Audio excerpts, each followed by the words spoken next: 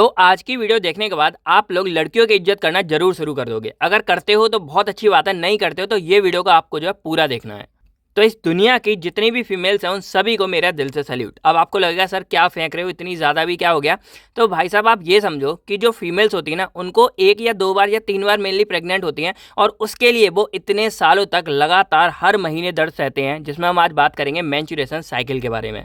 जो जनरली लोग पीरियड्स वगैरह आते हैं ना उसको जानते हैं, तो आप उसको ऐसे ही मजाक में लेते हो, लेकिन आज हम एक्चुअल में डिटेल्स में और डीपली बात करने वाले हैं कि आखिर होता क्या है और क्यों होता है और इसके लिए आखिर जरूरी क्यों है ये भाई होना, और ना हो तब क्या प्रॉब्लम हो सकती है, अगर हो गया तब क्या प्रॉब्लम होती है। तो बस आज ये मत समझना कि मैं आपको एक सिर्फ लेक्चर प्रोवाइड करने वाला हूँ। आज मैं आपको कुछ ऐसी बातें बताऊंगा जो हो सकता है कि लड़कियां खुद जानती हो, तो ऐसी बहुत सी बातें आज आपको पता चलेंगी। तो हमारा सब्जेक्ट रहा था human anatomy and physiology, B pharmacy second semester, और उसकी यूनिट 5 रिप्रोडक्टिव सिस्टम हमने स्टार्ट कर दी थी।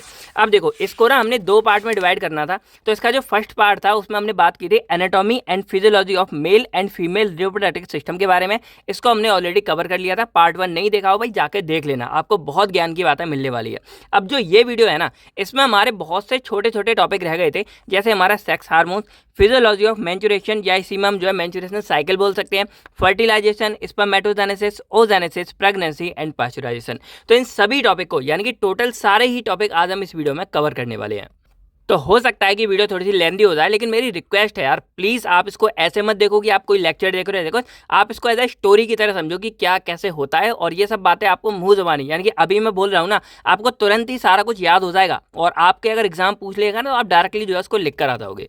तो सबसे पहले तो जिन भी लोगों ने पार्ट 1 देखा है या आप लोग डायरेक्टली पार्ट 2 देख रहे हो, तो सबसे पहले आपको जो है रिप्रोडक्टिव सिस्टम की डेफिनेशन कमेंट करके लिखनी है। भाई देखते हैं कितने लोगों को आता है कि डायरेक्टली आप यहाँ आ गए, तो पहले जो है उसकी डेफिनेशन कमेंट करके लिखो। बाकी जो भी हमारे टॉपिक्स हैं इनके टाइम आपको मिल जाएंगे, आप चाहो तो डायरेक्टली उस टॉपिक को भी जाके देख सकते हो। तो हमारा इंपॉर्टेंट टॉपिक इस पूरे में सबसे इंपॉर्टेंट यही है, हमारा फिजियोलॉजी ऑफ मेंस्ट्रुएशन या इसी में मेंस्ट्रुअल साइकिल के बारे में बात करेंगे। फिर हमारा फर्टिलाइजेशन इंपॉर्टेंट है और स्पर्मेटोजेनेसिस इंपॉर्टेंट है। उसके बाद ये वाला कई बार क्वेश्चन बन जाता है कि इसके फेसेस वगैरह क्या हैं, तो हम स्टार्ट करेंगे यहाँ से। लेकिन उससे पहले हेलो दोस्तों, कैसे आप सभी लोग? आई होप आप सभी लोग बहुत बहुत अच्छे होंगे। तो मेरा नाम है आकाश कुमार और स्वागत करता हूँ मैं आप सभी के अपने चैनल केयरवेल फार्मा में। और एक और बात कि भाई लोग आप कमेंट किया करो यार, क्या लगता है क्या कोई सोचेगा यार, क्यों घबराते हो? ये तो भाई जनरल है, पब्लिक है। आप कमेंट करो, डेफिनेशन लिखो जो मैंने पूछी है, और इस वीडियो को लाइक करके शेयर कर देना। इसके लिए बोल रहा हूँ मैं अलग से, क्योंकि ये बहुत इंपॉर्टेंट है और सबके बारे में इसके बारे में पता होना चाहिए। तो सबसे पहले अगर हम बात करें सेक्स हार्मोन्स के बारे में, तो देखो सिंपली हमको इतना पता है कि हार्मोन्स हमारे वो केमिकल सब्सटेंस होते हैं। हार्मोन्स क्या होते हैं? वो केमिकल सब्सटेंस होते हैं जो हमारी बॉडी में ग्रोथ करवाते हैं, डेवलपमेंट करते हैं। हमारी बॉडी जो आज तक बड़ी हो रही है वो सब इन्हीं हार्मोन्स का नतीजा होता है, ठीक है? यानी कि ये भी हेल्प करते हैं। अब यहाँ पे बात हो रही है सेक्स हार्मोन्स के बारे में, तो सिंपल सा फंडा है कि जो हमारी बॉडी है ना, इस बॉडी में जो भी एक्टिविटी हमारी सेक्स से कनेक्टेड है, सेक्चुअल एक्टिविटी हो गया, सेक्चुअल ग्रोथ हो गई, जैसे हमारे मतलब मेल और फीमेल का जो रिप्रोडक्टिव सिस्टम है ना, जैसे पेनिस हो गया, वेजाइना हो गया, इन सब की ग्रोथ को ले लो। इसके बाद जो यहाँ पे ओव्यूलेशन होता है यानी कि जिसमें एग निकलता है, स्पर्मेटोजेनेसिस जिसमें एग स्पर्म बनते हैं, उसके बाद इनकी फर्टिलाइजेशन होती है, उसके बाद जो बच्चा बनता है। तो ये सारी की सारी जो भी सेक्चुअली कनेक्टेड एक्टिविटीज़ है ना, उन सबको कराने में हेल्प कौन करता है? हमारे सेक्स हार्मोन्स करते हैं। यानी कि सिंपल देखा जाए तो नाम से ही समझ आ रहा है कि सेक्स हार्मोन्स हमारे वो हार्मोन्स हैं जो एक तो हमारी पहली बात एंडोक्राइन सिस्टम से निकलते हैं। सिंपल सी बात है, जितने भी हार्मोन्स हमारी बॉडी में वो सारे के सारे हमारे एंडोक्राइन सिस्टम से निकलते हैं।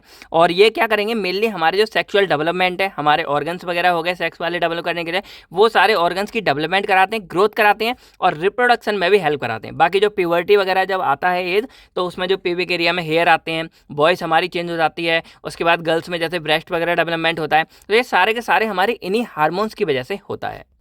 बाकी आपको एक मजे की बात बताऊं, देखो आप लोगों ने कभी नोटिस किया होगा कि आजकल क्या हो रहा है ना, लोगों की जो एज हो रही है, जैसे पहले क्या था 14 15 12 के बाद जो एज होती थी 14 15 साल 16 साल 18 साल, तब जाके जो है बॉडी में ग्रोथ देखने को मिलती थी, गर्ल्स की बॉडी में ग्रोथ मिलती थी। लेकिन आजकल क्या है 12 13 14 15 साल तक ही जो है मैक्सिमम ग्रोथ देखने को मिल जाती है। इसके पीछे रीजन क्या है कि आजकल क्या है ना, बहुत ज़्यादा मिलावट चल रही है हर तरफ, मतलब जहाँ देखोगे वहाँ। तो लोग क्या कर रहे हैं, फायदे के लिए जो बाकी की चीज़ें खाने पीने वाली उन सब में ग्रोथ हार्मोन लगाते हैं, जिससे वो जल्दी डेवलप हो जाए। अब क्या होता है कि उन्हीं से बाहर की चीज़ों को लोग खाते हैं। तो जब बच्चे और जो छोटे छोटे बच्चे सारे उनको खा रहे हैं, बाहर की चीज़ों को बहुत ज़्यादा खा रहे हैं, ऑर्गेनिक कम हो गया सारा कुछ, तो उनके अंदर भी वो कहीं ना कहीं थोड़ा बहुत हार्मोन्स चला जाता है। और इसी वजह से क्या हो रहा है कि आजकल जो इवोल्यूशन आपने सुना होगा ना, इसीलिए पहले बंदर था, आदमी इंसान से बन गए हैं, तो इसी तरह धीरे धीरे इवोल्यूशन होता जा रहा है, होता जा रहा है। और जो पहले गर्ल्स या फिर बॉय जो 15 से 18 साल की एज में डेवलप होते थे, आज वो 12 से 13 साल की एज में ही जो है गर्ल्स वगैरह आपने देखा होगा ब्रेस्ट ज़्यादा डेवलप हो रहे हैं। तो ये सब चीज़ें इसीलिए आ रही हैं। तो अभी भी आप ट्राई करो कि जितना हो सके पॉसिबली बाहर की चीज़ों को कम करो और घर का खाओ, अच्छा खाओ, शुद्ध खाना खाओ, ये आपके लिए काफ़ी ज़्यादा बेस्ट रहेगा। तो हम बात कर रहे थे सेक्स हार्मोन्स के बारे में। तो ये बेसिकली वही हार्मोन्स है जो एंडोक्राइन सिस्टम से निकलेंगे और हमारे सेक्सुअल डेवलपमेंट, ग्रोथ और रिप्रोडक्शन, प्योबर्टी, इन सब में हेल्प करते हैं। तो ये मेनली हमारे दो टाइप्स के होंगे। सिंपल सी बात है, दो हमारे क्या थे यहाँ पे सिस्टम थे, एक मेल सेक्स हार्मोन्स होंगे और एक होंगे फीमेल सेक्स हार्मोन्स होंगे। ठीक है, तो एक एक करके हम सभी के बारे में बात करते हैं। तो जो मेल सेक्स हार्मोन्स है ना, ये बेसिकली हमारे वो हार्मोन्स है जो मेल सेक्स ऑर्गन्स के द्वारा बनाए जाते हैं। अब हमने जो है अपने जब पहले बात की थी एनाटॉमी फिजियोलॉजी के बारे में, जो फर्स्ट यूनिट थी, फर्स्ट हमारा चैप्टर था, इसका फर्स्ट पार्ट था, उसमें हमने जाना था कि जो टेस्टिस है ना, वही एक्चुअल में क्या करता है, एंड्रोजन, और इसी के अंदर हमारा आता है टेस्टोस्टेरोन, इसको बनाता है। तो सिंपल सी बात है कि ये हमारे वो हार्मोन्स है जो मेल सेक्स ऑर्गन के द्वारा बनाए जा रहे हैं। और ये बेसिकली हमारे जो सेक्सुअल ऑर्गन्स की ग्रोथ हो गई या स्पर्मेटोजेनेसिस है, यानी कि जो स्पर्म हमारा निकलता है, उन सब में क्या कर रहे हैं, ये हेल्प करते हैं। ठीक है, तो एग्जाम्पल हमारा एंड्रोजन और इसी के अंदर हमारा टेस्टोस्टेरोन आता है। अब जो टेस्टोस्टेरोन है ना, ये प्राइमरी मेल सेक्स हार्मोन है, यानी कि ये हमारा मेन है। बाकी इसी के जैसे और हमारे सिंथेटिक वगैरह बना दिए गए हैं, लेकिन ये हमारा मेन है। तो ये हमारा मेनली जो मेल रिप्रोडक्टिव टिश्यू होते हैं, जैसे टेस्टिस हो गया, प्रोस्टेट हो गया, इन सबको डेवलप करने में हमारा टेस्टोस्टेरोन हेल्प करता है। इसके अलावा ये हमारे स्पर्मेटोजेनेसिस को भी हेल्प करेगा, यानी कि जैसे हमारा स्पर्म, जैसे सिंपल है कि स्पर्म हमारे बन रहे हैं। इसके अलावा हमारी और चीज़ें जैसे हमारी बॉडी के मसल्स हो गया, बोन मास हो गया, या फिर बॉडी हेयर्स हो गए, यानी कि आपने देखा होगा मेल्स में थोड़ी सी ना ज़्यादा ताकत होती है और ज़्यादा ही हाथ पैर एकदम मजबूत होते हैं, मसल्स मजबूत होते हैं। तो ये हमारे टेस्टोस्टेरोन की वजह से होता है। अब आप लोगों ने कभी नोटिस किया होगा कि कुछ कुछ लड़कियां ऐसी कभी कभी निकलती हैं जिनमें क्या आते थे, आवाज़ लड़कों जैसी लगेगी, या थोड़ा सा वो मतलब मर्दानी चाल। आपने सुना होगा, किसी को बोली या वो नहीं करना है, मैं जस्ट पढ़ाने के लिए आपको बोल रहा हूँ। तो उस केस में क्या होता है ना कि उनके अंदर जो हार्मोन है ना, वो इम्बेलेंस हो जाते हैं, और इस चक्कर में उनमें क्या है कि टेस्टोस्टेरोन की अमाउंट ज़्यादा चली जाती है उनमें। और ज़्यादा जब उनके अंदर, देखो ऐसा होता है कि जो मेल के हार्मोन है वो थोड़ी मात्रा में फीमेल के अंदर भी बनते हैं, और जो फीमेल वाले हार्मोन है वो थोड़ी मात्रा में मेल्स के अंदर भी बनते हैं।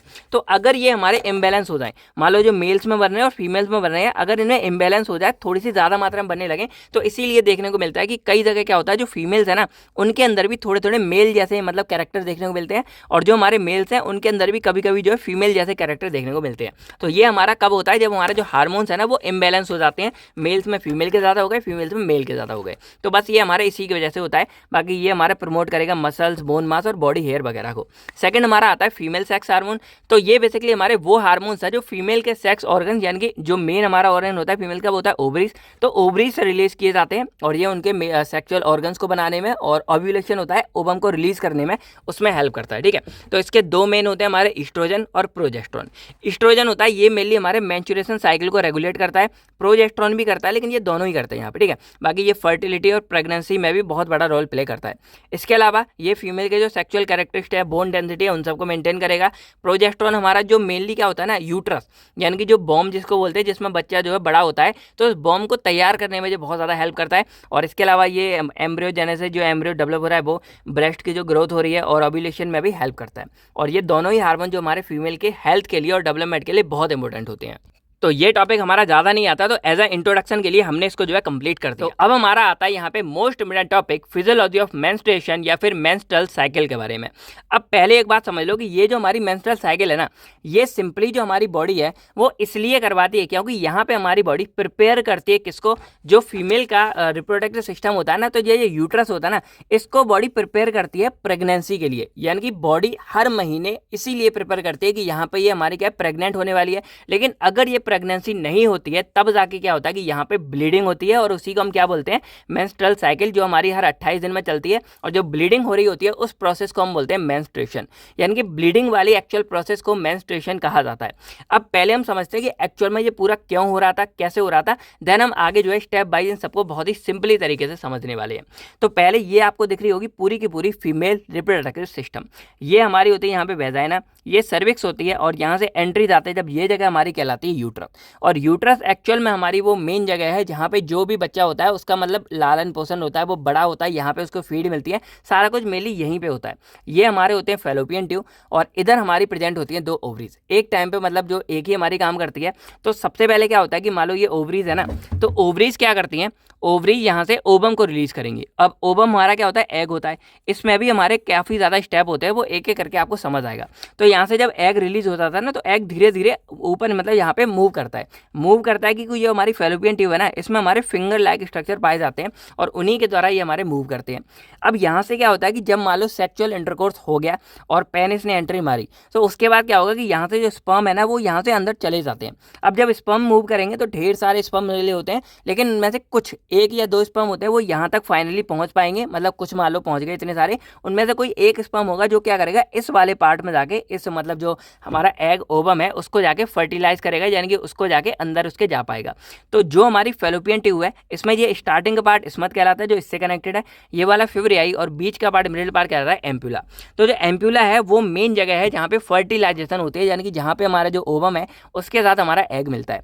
तो अब मान लो कि यहाँ पे जैसे ही एग मिल जाता है, हमारे बॉडी में हार्मोन्स भी रिलीज हो रहे होते हैं। तो जैसे ही हमारे ये एग मिलता है, यहाँ पे हमारा बनता है कॉर्पस ल्यूटियम, इसको मैं बाद में आपको बताऊंगा। ये क्या करता है, बस इतना समझ लो, तो ये रिलीज करता है प्रोजेस्टेरोन को, जो हमारा मतलब फीमेल सेक्स हार्मोन्स है उनके दूसरा हार्मोन्स है। पहला हमारा होता है ईस्ट्रोजन, दूसरा होता है प्रोजेस्टेरोन। तो ईस्ट्रोजन ने अपना काम कर दिया, ईस्ट्रोजन का मेन काम था इस ओव्यूलेशन को करवाना, यानी कि एग को रिलीज करना, इसने कर दिया। अब जो प्रोजेस्टेरोन है उसका मेन काम क्या होगा कि वो जो लाइनिंग है, ये एंडोमेट्रियम की लाइन है ना, इसको यहाँ पे डेवलप करेगा। डेवलप का मतलब क्या है कि इसको थिक करवाएगा। अब ऐसा क्या होता है वो अभी बताता हूँ। तो जैसे मान लो ये हमने थिक किया यहाँ पे, और इधर हमने ये थिक किया, तो इसके थिक होने की वजह से क्या होता है कि इसमें हमारे एक तो ढेर सारा ब्लड आ जाता है, दूसरा इसके अंदर हमारे प्रेजेंट होते हैं न्यूट्रिशन मतलब जो भी जैसे फीटस है उसको खाने पीने के लिए चाहिए बॉडी का, एक तो यहाँ पे मतलब वो ब्लड कनेक्ट हो गया, और न्यूट्रिशन वगैरह जो भी जरूरी चीज़ है वो यहाँ पे डेवलप हो जाती है। अब क्या होता है कि जैसे इसको पता चल जाता है कि यहाँ पे ये हो गया, यहाँ पे ये प्रोजेस्टेरोन इसको यहाँ पे डेवलप करता है, डेवलप करेगा। अब ये धीरे धीरे क्या होता है, एग यहाँ से आएगा, रिलीज होकर इधर आ जाएगा, इधर आके और फाइनली क्या करेगा, वो यहाँ पे जाके अटैच होता था, यहाँ जाके अटैच हो जाएगा। धीरे धीरे क्या करेगा, ये जो ओवम यहाँ अटैच हुआ है जायगोट हमारा, वो यहाँ पे इसके साथ बॉर्म करेगा और जिससे न्यूट्रिशन वगैरह सब लेता रहेगा, और धीरे धीरे इस तरह हमारी प्रोसेस प्रेगनेंसी की आगे बढ़ती है, जो मैं आपको आगे बताऊंगा। लेकिन अब प्रॉब्लम क्या आती है कि यहाँ पे जो सेक्सुअल इंटरकोर्स था वो तो हुआ ही नहीं, स्पर्म हमारा पहुंचा ही नहीं है। और जब स्पर्म नहीं पहुंचा है, लेकिन जो ये काम है ये सब हमारे बाकी सेम हो रहे हैं, बस एक काम नहीं हुआ कि स्पर्म नहीं पहुंचा, तो उस वजह से ये जो हमारा एग था ये फर्टिलाइज नहीं हुआ है। और जब फर्टिलाइज नहीं हुआ है तो ये एग हमारा धीरे धीरे यहाँ पे आएगा, और वो एग भी हमारे यहाँ पे मतलब अटैच हो जाता है, यहाँ पे पहुँच जाता है। अब एक बात यहाँ नोटिस करो कि जब हमारा एग फर्टिलाइज ही नहीं हुआ है, हमारा जायगोट ही नहीं हुआ है, तो जब जायगोट बनेगा नहीं, क्योंकि जायगोट हमारा मेन सेल होता है, जब जायगोट ही नहीं बनेगा तो ये आगे डेवलप ही नहीं करेगा, आगे कोई बच्चा वगैरह बनेगा ही नहीं। तो जब जायगोट नहीं बना है तो उस चक्कर में क्या है कि ये जो एग है वो डेवलप ही नहीं होता, और जब ये कुछ भी डेवलप नहीं होता है, यहाँ से कुछ भी इस चीज़ों को यूज़ ही नहीं कर पाता, तो जो हमारी एंडोमेट्रियम वॉल है ना, ये वाली, ये हमारी ऐसी की ऐसी रह जाती है। अब क्या होता है कि हमारे कुछ टाइम बाद जो हमारा टाइम आएगा 28 डेज, उस टाइम पे तब क्या होता है कि ये जो इस पर लेवल है ईस्ट्रोजन और प्रोजेस्टेरोन के, ये दोनों लेवल हमारे डिक्रीज हो जाते हैं, कम हो जाते हैं। और इन दोनों लेवल के कम होने की वजह से, क्योंकि प्रोजेस्टेरोन ने इसको बनाया था, ईस्ट्रोजन ने एग को यहाँ भेजा, जब ये दोनों ही लेवल हमारे कम हो जाते हैं तो ये जो हमारी वॉल है ना, ये अपने आप को मतलब ढहने लगती है, धीरे धीरे गिरने लगती है। और जब ये हमारी क्या होगी, ये धीरे धीरे यहाँ से गिरना शुरू होती है, और जब ये गिर रही होती है तो जो सर्विक्स है जो यहाँ पे प्रेजेंट होती है, ये थोड़ा बहुत म्यूकस भी रिलीज करती रहती है। तो इस चक्कर में क्या होता है कि अब यहाँ से हमारा जो गाढ़ा गाढ़ा एक तरह से थिक, जहाँ पे क्या होगा कि जो ब्लीड होगा वो धीरे धीरे गिरना शुरू होता है, और इसी वाले गिरने की प्रोसेस को हम यहाँ पे मेंस्ट्रुएशन बोलते हैं, और इस पूरे को हम क्या बोलते हैं, मेंस्ट्रुएशन साइकिल। और ये जो गिर रहे होते हैं ना, इस प्रोसेस को हम क्या बोलते हैं, वेजाइनल ब्लीडिंग बोलते हैं। क्या बोलते हैं यहाँ पे, वेजाइनल ब्लीडिंग बोलते हैं, और इसी वेजाइनल ब्लीडिंग को हम एक्चुअल में क्या बोलते हैं, पीरियड्स बोलते हैं। अब इसका नाम पीरियड्स क्यों बना है, क्योंकि ये हमारा एक पीरियडिकली चलता है, यानी कि हर 28 डेज बाद ये हमारा नॉर्मली चलता रहता है। देखो हर किसी का अलग अलग होता है, थोड़ा बहुत वेरी कर जाता है, लेकिन नॉर्मली इसको जो हम पीरियड्स ही बोल देते हैं। और ये बेसिकली देखा जाए तो 1 से 5 दिन तक मतलब अप्रोक्स सभी चलते हैं, किसी किसी के 7 दिन तक चल जाते हैं, तो किसी के 2 दिन में खत्म हो जाते हैं। तो ये वेरिएशन चलता रहता है, लेकिन ये होता है। अब सारे के सारे लड़के ध्यान से सुन लो, आपको लगता होगा तो क्या हो गया, ये ब्लीडिंग हो रही है, नॉर्मल हो गया, नहीं, ऐसा सिंपली नहीं होता। जब ये हो रहा होता है तो भाई बहुत ही ज़्यादा पेन होता है। क्या होता है? पेन होता है। और जो पहला दिन होता है ना, उसमें तो भाई समझ नहीं सकते इतना ज़्यादा पेन होता है। बहुत टाइम तो ऐसा होता है कि गर्ल्स को कई बार जो है दवाइयाँ लेने की ज़रूरत पड़ जाती है, लेकिन वो नहीं लेनी चाहिए, क्योंकि वो लास्ट में अगर कोई ज़्यादा मेडिसिन वगैरह लेता है पेन में, तो जब एक्चुअल में प्रेगनेंसी होगी और जो बच्चा जहाँ डेवलप होगा, तो जब जो डिलीवरी होनी होगी ना, इसमें से बच्चा बाहर आएगा, तब बहुत ज़्यादा दर्द होगा। और कई केस में अगर वो सीवियर हो गया, आप सह नहीं पाए, तो गड़बड़ हो सकती है। तो इसीलिए आपको दवाइयों का यूज़ नहीं करना है। कभी मजबूरी हो गई, इमरजेंसी, तो अलग चीज़ है, पर अवॉइड करो जितना मेडिसिन को इस वाले पीरियड्स पेन में कम कर सको, ठीक है। बाकी यहाँ पे क्या होगा कि ये इस तरह से पूरी ब्लीडिंग गिरती है और इसमें अच्छा खासा पेन होता है। तो ये एक प्रॉब्लम है भाई, जो मतलब फीमेल्स में होती है, जो लड़के शायद ना समझ पाएँ। सेकंड केस यहाँ पे क्या होता है कि भाई जब ये पूरा ऐसे निकल रहा होता है, तो सोचो ये 2-3 दिन तक लगातार लीक कर रहा है, एक तरह से लीक कर रहा है, तो कैसी बहुत ही अजीब सी फीलिंग आती होगी। तो ये भी बहुत ज़्यादा उनको अनकंफर्टेबल कर देती है, और इसीलिए उनके कई जगह जो है मूड स्विंग्स होते हैं, कभी ये कभी वो, तो ये होता रहता है। तो इस चीज़ से आप मजाक ना उड़ाएं और इसकी इज्जत करें। लड़कियों को इस भाई बहुत ही रिस्पेक्ट करनी चाहिए, क्योंकि आप इस दर्द को कम तो कर नहीं सकते। जैसे भाई प्रेगनेंसी के लिए हो रहा है तो ये होना ही है, इसमें हम कुछ भी नहीं कर सकते, कुछ हेल्प नहीं कर सकते। तो बस क्या कर सकते हैं? केयर कर सकते हैं, सपोर्ट कर सकते हैं। तो भाई केयर और सपोर्ट जरूर करें जब भी ऐसा कुछ होता है। तो आप एक बेसिकली समझ गए कि क्यों और कैसे होता है। प्रोजेस्टेरोन एस्ट्रोजन के लेवल के घटने से ही हमारा मेनली होता है। अब हम थोड़ा सा डिटेल्स में इसको यहाँ पे समझते हैं। तो ये जो हमारी मेंस्ट्रुअल साइकिल है, ये मंथली प्रोसेस होती है, और ये हमारी फीमेल्स की बॉडी प्रिपेयर करती है प्रेगनेंसी के लिए। लेकिन जब प्रेगनेंसी नहीं होती है, तब क्या होता है कि तब ये ब्लीडिंग या फिर पीरियड्स हमारे आते हैं। अब ये बेसिकली क्या होता है, इसमें हार्मोनल चेंज भी होते हैं, ओव्यूलेशन, यूट्राइन लाइनिंग, ये सारी चीज़ें होती हैं। इसको हम एक एक करके आगे समझते हैं। बाकी एक और चीज़ है कि ये मेंस्ट्रुएशन क्या है हमारी, तो जो मेंस्ट्रुएशन है ना, ये हमारी एक्चुअल में वो प्रोसेस है जो यहाँ बताया, जिसमें जो ब्लीडिंग हो रही होती है। तो जैसे हमारी जो मेंस्ट्रुअल साइकिल है, ये कंप्लीट साइकिल है जो हमारी लगभग 28 डेज में घूम कर आती है। लेकिन उसमें से जो हमारा 1 से 5 दिन का टाइम है, जिसमें सबसे पहले पीरियड्स हो रहे होते हैं, उस वाले टाइम को हम यहाँ पे मेंस्ट्रुएशन बोल देते हैं। तो मेंस्ट्रुएशन सिंपल हमारी एक तरह से हमारा स्टेप है, एक तरह से हमारा फेस है, जो पूरी मेंस्ट्रुएशन साइकिल में हो रही है। तो ये दोनों अलग अलग चीज़ें होती हैं। और मेंस्ट्रुएशन में मेनली क्या होता है, जो एंडोमेट्रियम होती है, जो यूट्राइन की लाइनिंग होती है, जो मैंने आपको बताई, ये एंडोमेट्रियम पूरी वॉल है हमारी यूट्राइन, जो हमारे पूरा यूट्रस है, तो इसको यूट्रस की लाइनिंग बोलते हैं। तो ये हमारी क्या हो रही है, उस टाइम पे शेड होती है, यानी कि नीचे गिरती है, और इसी गिरने की वजह से क्या होता है, यहाँ पे वेजाइनल ब्लीडिंग होती है हमारी, ठीक है। तो इसी को बोलते हैं। बाकी ये मंथली देखने को मिलती है। बाकी अब थोड़ी ज्ञान की बात है जो आपके एग्जाम में भी काम आएगी। तो ये हमारी जो मेंस्ट्रुअल साइकिल है, ये हमारी पहला दिन, यानी कि जब यहाँ पे ब्लीडिंग शुरू होती है ना, पीरियड, वो पीरियड जिस दिन शुरू हुए हैं उसको हम पहला दिन मानते हैं, और उसी दिन से हम जो है इसको गिनना शुरू कर देते हैं। तो ये first day of one period to the first day of the next. तो ये पहला पीरियड जब आया, उससे लेकर जो नेक्स्ट पीरियड्स आना है, उसका जो पहला दिन होगा, इनके बीच के दिनों को हम काउंट करते हैं, और इसी को हम यहाँ पे मेंस्ट्रुअल साइकिल बोल देते हैं। अब ये सभी के लिए सेम नहीं होती है। जनरली इसका 28 डे माना जाता है, लेकिन ये वेरी कर जाता है 21 से लेकर 35 दिन के बीच में। तो लगभग यहाँ पे जो है 7 दिन का मार्जिन लिया गया है आगे और पीछे। अगर किसी के इससे भी ज़्यादा हो रहे हैं तो हो सकता है कि कुछ गड़बड़ हो। बाकी ये जो पूरी हमारी साइकिल है, इसको 4 भागों में डिवाइड कर सकते हैं, और इसमें बेसिकली हार्मोनल और फिजियोलॉजिकल सब चेंज देखने को मिलते हैं। तो इसके 4 फेज होते हैं हमारे। मेंस्ट्रुएशन जो डे से 1 से लेकर 5 तक रहता है, ये जनरल वाले मैं बता रहा हूँ, ये हमारे वेरी कर सकते हैं। फिर फॉलिकुलर फेज हमारा जो 6 से 14 दिन तक होता है। ओव्यूलेशन डे 14 वाले दिन मेनली होता है, और ल्यूटियल फेज हमारा डे 15 से 28 तक रहता है। बाकी 2 जरूरी बातें, ये हमारा एक होता है मीनार्क, इसको हम बोलते हैं, जो पहला मेंस्ट्रुएशन होता है। और भाई कई जगह पे क्या होता है ना, जैसे बहुत साउथ में ऐसी बहुत जगह है जहाँ पर क्या होता है कि मतलब लड़कियों का अगर जब पहला मीनार्स आता है ना, जब फर्स्ट मेंस्ट्रुएशन होता है, तो उनकी पूजा वगैरह करके और कुछ अच्छा सा ही होता है। तो मुझे नहीं पता, हमारे इधर नहीं होता है। तो अगर किसी का होता है भी कमेंट करके बताओ क्या कैसे होता है, उसको क्या बोलते हैं। बाकी जो मीनोपॉज होता है ना, ये आखिरी वाला होता है, यानी कि जब भी किसी लड़की का आखिरी मतलब मेंस्ट्रुएशन आता है, और इसके बाद जो मेंस्ट्रुअल साइकिल है वो परमानेंटली स्टॉप हो जाती है। तो ये हमारी इसके बाद आती है, ठीक है। बाकी अब एक एक करके हम सभी फेज के बारे में पढ़ते हैं। तो जो हमारा मेंस्ट्रुएशन पहला फेज है, ये हमारे लगभग 1 से 5 दिन तक रहता है। वेरी कर सकता है, ये किसी के मान लो 2 दिन में खत्म हो गए, तो किसी के 7 दिन में जाके खत्म हो रहे, तो ये वेरी कर सकता है। फिर हमारा फॉलिकुलर फेज आता है, ये लगभग 6 से 13 दिन तक मान लो, क्योंकि 14वें दिन हमारी मेनली होती है ओव्यूलेशन, और इसके बाद 14 से हमारा 15 से लेकर 28 दिन तक मान लो ल्यूटियल फेज चलता है। अब एक एक करके सभी के बारे में बात करते हैं। अब जो हमारा मेंस्ट्रुएशन फेज है ना, पहला फेज है, इसमें मेनली क्या है कि इसमें मेंस्ट्रुएशन ब्लीडिंग होती है, और इसमें जो एंडोमेट्रियम की लाइन है, जो यहाँ पे आपको दिख रही होगी, ये लाइन हमारी शेड होती है यानी कि नीचे गिरती है और इसको हम वेजाइनल ब्लीडिंग बोलते हैं। और ये मेनली क्या होता है, क्योंकि इस टाइम पर हमारे जो ईस्ट्रोजन और प्रोजेस्टेरोन ये जो हमारे हार्मोन्स होते हैं ना, ये डिक्रीज हो जाते हैं। और इनके डिक्रीज लेवल होने की वजह से क्या होता है, ये जो दोनों मतलब जो एंडोमेट्रियम की वॉल है ये हमारी नीचे गिरती है। ठीक है, बाकी इसके टाइम पे एक और होता है कि जो सर्विक्स है हमारी यहाँ पे सर्वाइकल, वो म्यूकस को रिलीज करती है और जो क्या करेगी, जो ये सार है ना, इसको बाहर निकालने में हेल्प करती है, क्योंकि ब्लड भाई नहीं बाहर निकल सकता, थोड़ा गाढ़ा ठीक है, तो ये क्या करेगा, ये इसको पूरे को बाहर निकालने में हेल्प करता है। अब सेकंड फेज हमारा आता है फॉलिकुलर फेज। अब जो फॉलिकुलर फेज है ना, ये बेसिकली क्या होता है, इसके बारे में अच्छे से आपको बताता हूँ। तो जैसे सिंपली मैंने आपको क्या बताया कि ये जो हमारा ओवरी है ना, ये क्या करता है, एग को रिलीज करता है। तो फॉलिकुलर फेज क्या होता है, फॉलिकुलर फेज का मेन काम क्या होता है कि ये इस एग को रिलीज कराने के लिए बहुत ज़्यादा मतलब ताज़ा करता है और हेल्प करता है। अब ये कैसे होता है ना, मैं इसके बारे में आपको डिटेल्स में बताता हूँ। तो जो हमारी ओवरीज होती है, यहाँ पे आपको दिख रही होगी, इस ओवरीज के अंदर हमारे इस तरह के ढेर सारे फॉलिकल्स पाए जाते हैं।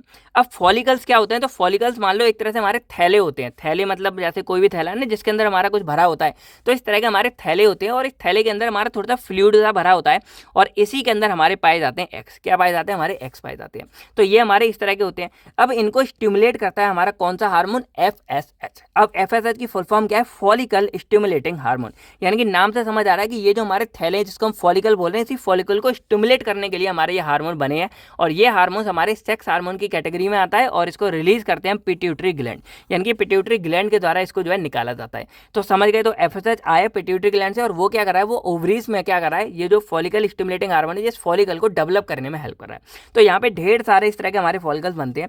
अब इन सब में से कोई एक होता है जिसको हम क्या बोलते हैं, डोमिनेंट फॉलिकल बोलते हैं। इसका मतलब क्या है कि ऐसे देखो, जो हमारा स्पर्म है ना वो अत्यधिक मात्रा में अनगिनत बनते रहते हैं, लेकिन जो ओवरीज है वो हमारी ऐसे नहीं बनती हैं। तो उसमें लिए है कि जैसे यहाँ ढेर सारे जो फॉलिकल्स होंगे उनमें से कोई एक फॉलिकल्स होगा जो चुना जाएगा और उस चुने हुए फॉलिकल्स को हम यहाँ क्या बोलते हैं, डोमिनेंट फॉलिकल्स बोलते हैं। क्या बोलते हैं, डोमिनेंट फॉलिकल बोलते हैं। तो इनमें से कोई एक हमारा फॉलिकल है वो चूज किया जाएगा जिसको डोमिनेंट फॉलिकल बोलते हैं और वही आगे जाके क्या करता है, ओवम या एग को रिलीज करता है। तो यहाँ पे जैसे मान लो ये हमारा चुन लिया गया। अब ये चुन लिया जाता है, उसके बाद ये क्या करेगा, ये यहाँ पे ओवम या फिर एग को रिलीज करेगा। जैसे यहाँ पे क्या हुआ, इसने ओवम एग को रिलीज किया और ये हमारा फैलोपियन ट्यूब में चला गया। तो यहाँ पे क्या आप समझे कि हमारा जैसे ओवरीज है इसके अंदर ढेर सारे फॉलिकल्स होते हैं और वो फॉलिकल्स हमारे खाली थैली की तरह होते हैं जिसके अंदर एग्स भरे होते हैं। उनमें से कोई एक फॉलिकल को चुना जाएगा और वो एक फॉलिकल हमारा डोमिनेट फॉलिकल कहलाता है और वो डोमिनेट फॉलिकल हमारा क्या करेगा, एग को रिलीज कर देता है और वो रिलीज वाला एग है वो हमारा फैलोपियन ट्यूब में चला जाता है। तो ये हमारी मेन प्रोसेस होती है और इसमें जब ये प्रोसेस हो रही है तो इस टाइम हमारा जो ईस्ट्रोजन का लेवल है वो हमारे यहाँ पे बढ़ जाता है।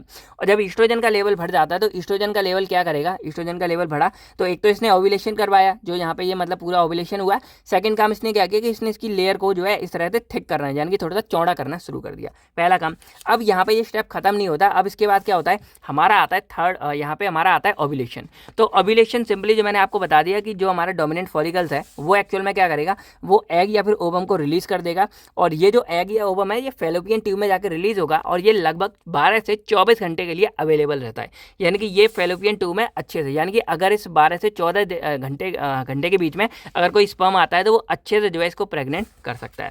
तो ये मेन है, यानी कि अगर आपको यहाँ बताया जाए कि जो मेन टाइम, ऐसा कोई टाइम जहाँ पे मतलब प्रेग्नेंट होने के सबसे ज़्यादा चांस रहेंगे तो वो रहेगा डे 14। यानी कि डे 14 वाले दिन अगर कोई यहाँ पे मतलब सेक्स करता है 14 या 13 वाले दिन, तो बहुत चांस है कि भाई प्रेग्नेंट हो सकती है लेडी। तो आपको कभी किसी को मतलब अपने किसी फैमिली मेम्बर बता देना कि मतलब 13 से 14 दिन, कैसे ही बताओगे यार, चलो मैनेज कर लेना, आपके टाइम पे तो काम आएगी ये बात, ठीक है।